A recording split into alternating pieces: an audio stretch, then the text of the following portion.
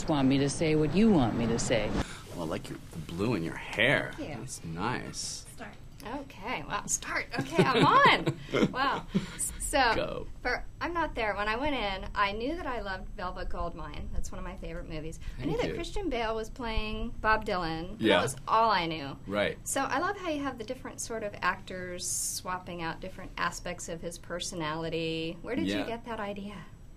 That idea, I feel, is almost plain as day. When you get in, when you listen to that music and you sort of follow the changes consecutively throughout the 60s that he made and after the 60s, it becomes almost inescapable, this idea of somebody who would have to change course, who would enter into one creative phase and thoroughly vet it, and then have to move on. As I was watching the movie, I was really enthralled throughout, and I was thinking, oh, I see Fellini here, I see Godard here, maybe a little Sergio Leone, maybe a little bit.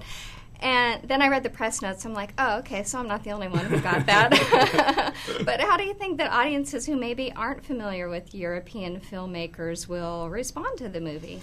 I think it's always all right to not get those things. I think, I on the one hand, I think people always kind of feel that things are being quoted, even when you don't know what the source is.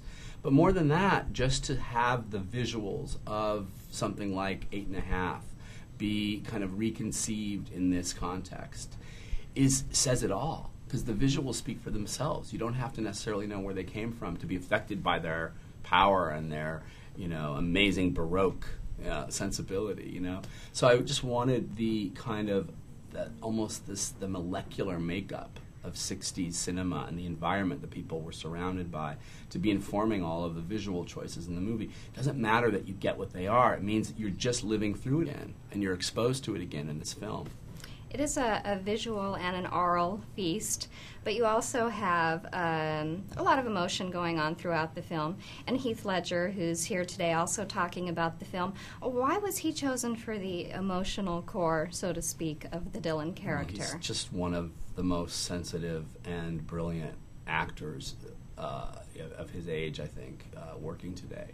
And I wanted somebody who, this character could have very easily been played ugly and someone you really had very little sympathy for, because he kind of flaunts his sexism at certain points around the Charlotte Gainsbourg character. So you're basically a chauvinist? Why? Because I think guys and chicks are different? Come on, that's all I'm saying, and they are. They each have access to different kinds of pain, which is pretty much why chicks can never be poets. But Heath has such subtlety and he's so likable and sympathetic that you understand all of the sides in this complex relationship. And you certainly feel sympathy for Charlotte Gainsbourg, who's so compelling in the film. But it's complex, like relationships are. There's not just one good guy, one bad guy. Life is complicated, and I think you feel that by these two actors.